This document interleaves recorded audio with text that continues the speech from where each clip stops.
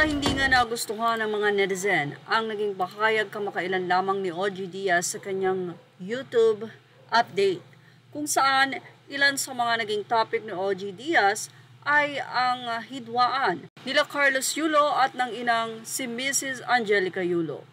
Isa sa naging pahayag ni OG Diaz, aniya, ang pag-uugali daw ng anak sa kanyang mga magulang ay madalas na sumasalamin sa paraan ng pagpapalaki at pag-aalaga ng magulang sa kanya.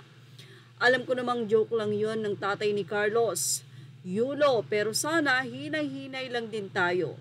Alam ko naman na wala pa rin komunikasyon si Carlos at yung kanyang pamilya. Yan ang naging say ni OG. Matapos nga mag-joke itong si Mark Andrew Yulo, ang ama ni Carlos, sa kanyang live kung saan sinabi niya nga na hindi daw alam ang karma na ni Chloe at nitong si Carlos, sabay joke sa bandang huli.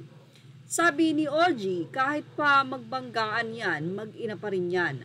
Ako naniniwala na dumidepende ang trato ng anak sa magulang. Depende yan sa kung paano niya itrato at hubugin ng kanyang anak. Susuklian lang yun ng anak. Ilang mga netizen ang hindi sumang-ayon sa naging pahayag na ito mula sa naging update ng Zumba Dance Chismis Facebook page.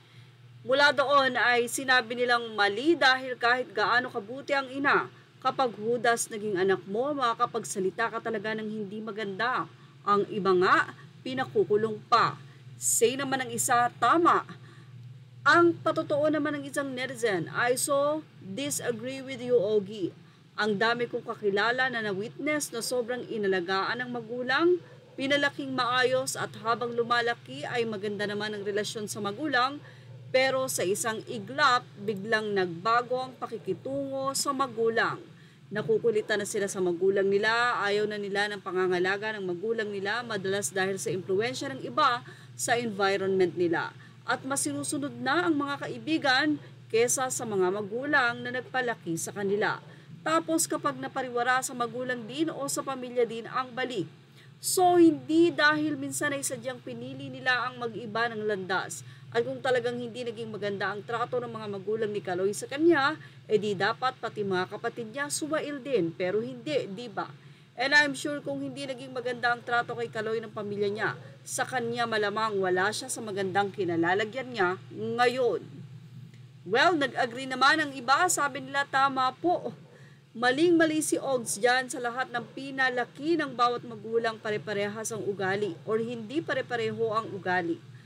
Para ka namang walang kapatid, pare-pareho ba kayo ng ugali? Napaka-perpekto naman niyang magulang itong si Ogs. Mararanasan mo rin yan kundi sa mga anak someday sa apo mo. Mahaba pa ang panahon kaya huwag magsalita ng ganyan. Well, yun nga, medyo nag-disagree sila kay OG Diaz. Totoo naman dahil talagang malaki ang impluwensya ng barkada.